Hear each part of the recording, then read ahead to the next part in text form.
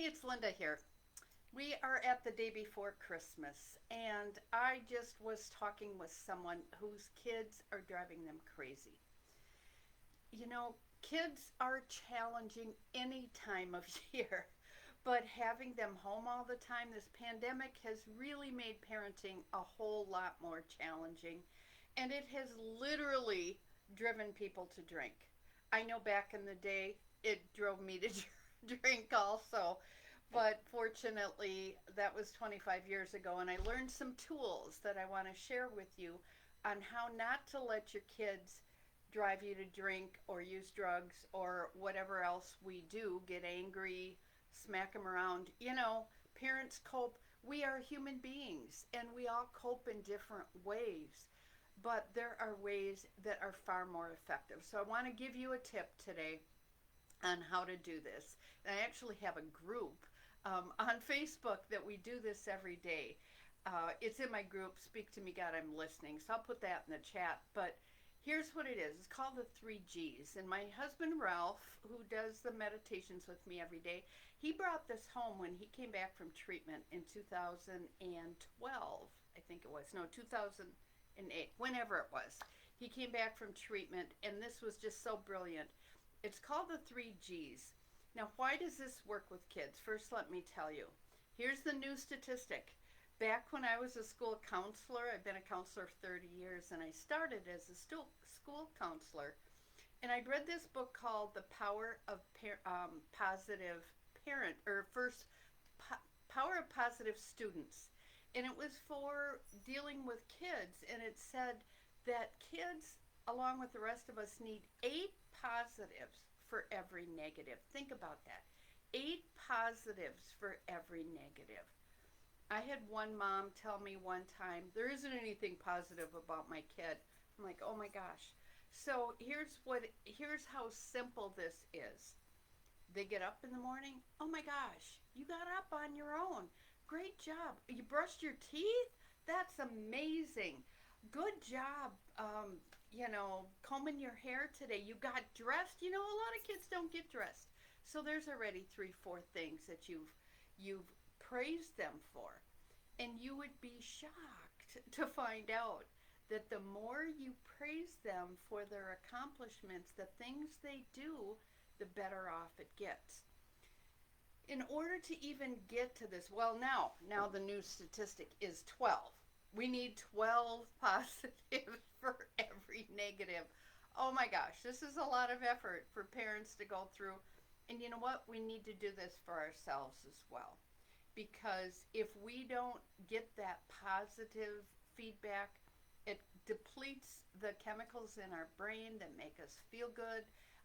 It causes anxiety and depression. I'm serious. Our thinking causes our brains to go crazy. So what my husband brought back is called the 3Gs, and the first G is gratitude.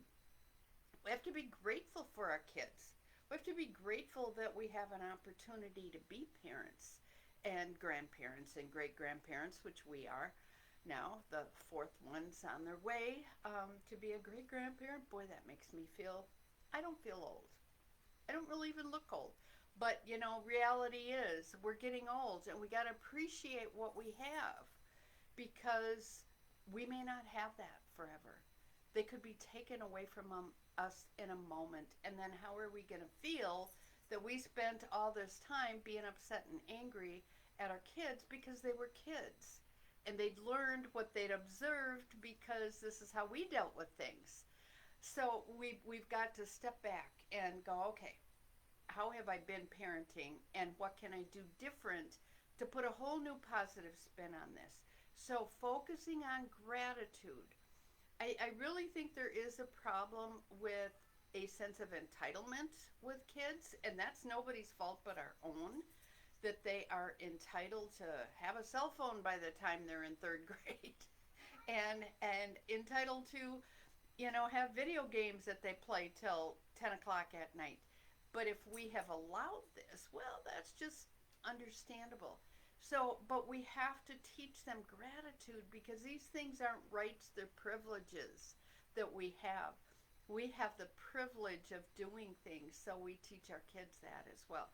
So gratitude, be grateful for a roof over your head and food on the table and clothes on your back and the opportunity to have Christmas and give things, because a lot of people don't have that. Gratitude is so important. The second G is good at. We don't do this. Honestly, we do not. Our society, it really sucks at looking at the good. We are set up to look at the negative. From the time we are born, on the APGAR score, we're judged. Are we good enough? Did we meet the standards? Are we normal or are we less than normal? Do we have an abnormal APGAR scale? And if so, oh my gosh, this is not a good thing. I mean, think about it. From that point on, we're looking at good versus bad. It's everything is judgment from that moment on. Everybody is judged. And we as parents do it too. We judge our kids based on somebody's standards. Who came up with these standards anyway? Somebody. Do we believe them? Do we trust them? Do we like them? Are they healthy? Are they good for us? Do they benefit our family? If not, then maybe we need to kick back and start coming up with our own standards for how to function in our house. And I guarantee you, if we focus on the positive and look for what they're good at and start focusing on, man, I should be grateful I've got this kid, and what is good about my child? Well, what are they good at? They're talented at coloring and art and speaking their mind. Though we don't like that as parents, it's a good quality. So look for the good, not only in them but in yourself. So the second thing that I always have all my clients do, and like I said, I've been a counselor 30 years, I have them write down everything that they are personally good at. What are you good at? Do this for yourself first. What are you good at? Because if you can't tell your kids how to do this, they aren't going to know. And they aren't going to know what they're good at, especially if there's been a negative environment in the house and all they hear is the stuff they don't do right. And they're getting yelled at all the time because they don't do this and they don't do that. Help them see, what are they good at? Think about it and praise them for it. Write it down. These are all the things that you're good at, that I appreciate you for as my child, that there is nobody like you. You are so unique. I love it when you help me out in the kitchen. I love it when you, brush your own teeth in the morning. That just makes me feel so good. I love it when you try to help me with something, or find things to praise them for, because you're going to find that the more you do that, the more they're going to do that. It's human nature. We respond to positives.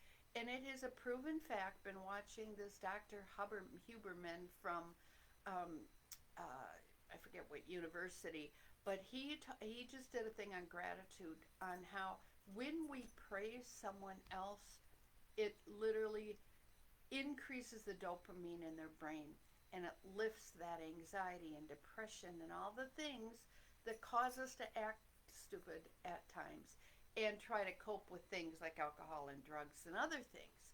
So it really helps. And the third G is goals.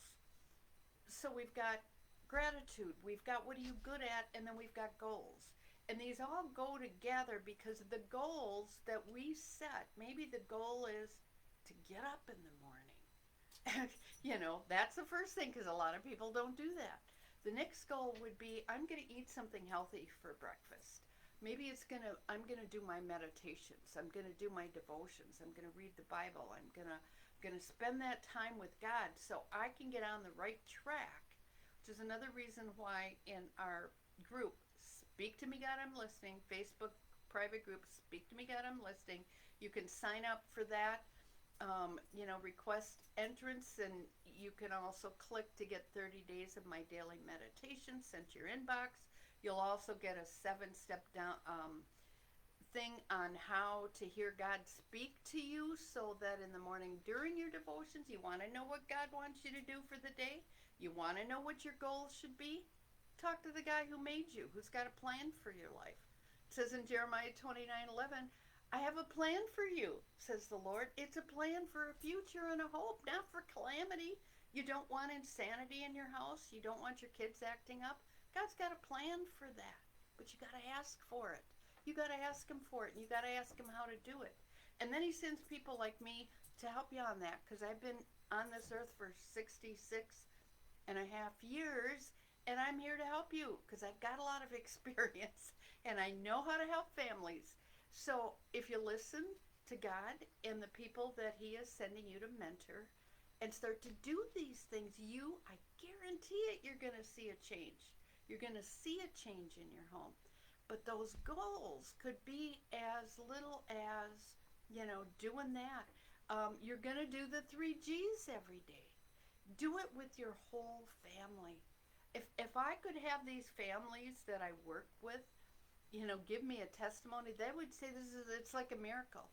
It has changed my family. I just had a client tonight say, getting her daughter to go to counseling because she said, without Linda telling me about the 3Gs, my kids are doing this every day. They won't get out of the car until we do the 3Gs.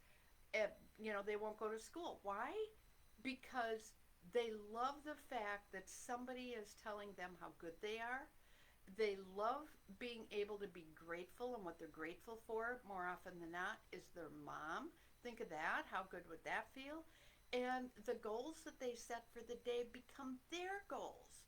The reason kids rebel because we're telling them what to do all the time is the same reason we rebel when people tell us what to do. We don't like to be told what to do. So if you can get your kids, just like if you're a boss and you empower your team to do things, do the same with your kids. Help them to figure out it's their idea to come up with these goals. What would you like? What would make you feel really good? I wonder, how would it make you feel if your room was really cleaned up? Or if your bed got made today? How would you feel if you made your own bed? Would that feel good? Well, let's try it. Let me help you, and we'll make your bed together and see how that feels. So you make this big, huge deal out of it. Oh my gosh, look at how good you made your side of the bed. That's amazing. You did an amazing job with that. That's great. You know what? I'll bet you could do that tomorrow. I bet you could do that all by yourself. Hey, let's give it a try. I'm going to mess up this side. See if you can make the whole bed by yourself. Oh my gosh, that's fantastic. Look at that. Hey, Dad, look at what a great job he did at making this bed. See how easy it is to just tweak things, and you won't believe the change you're going to see, not only in your child, but in you, because you are getting pumped up about making them feel good, and when they feel good, then they make you feel good, and then everybody feels good. It's astounding what it does. And you're not going to want to drink anymore because you want to be a good example to your child. You don't want to teach your kid that when you get stressed out, that's what you do, is go and hurt yourself. I mean, how are you going to feel when they start drinking? I talked to somebody today, they were 8 years old when they started drinking. 8 years old, oh my gosh. Is that really the message you want on how to cope, is to drink or use drug or yell or hit things or throw things or pound your fist into the wall? That's not what we want our kids to learn. So there are some tools. I would love to help you with this.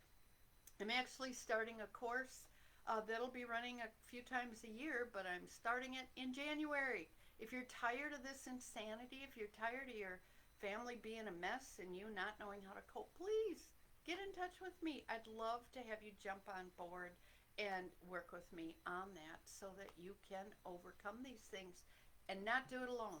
You can't do it alone. I'm telling you, it's too much. It's too much. So get in touch with me. Love to help you. I'm also going to put in there my little video on the 3Gs, which kind of goes over this.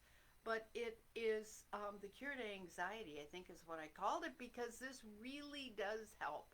And please join our private Facebook group so that we can help you in your journey to trying to get this stuff together and not go nuts and drink yourself into some dumb, stupid thing that we do when we're drunk, like I did, that your kids will remember what a mess mom or dad was during the holidays, and that it got ruined again because, of the drinking. and the drinking was priority. Let's get it together and let's make a change. I'm excited to be helping you. God bless you. My prayers are with you. And I'll be back tomorrow. We'll talk a little bit more.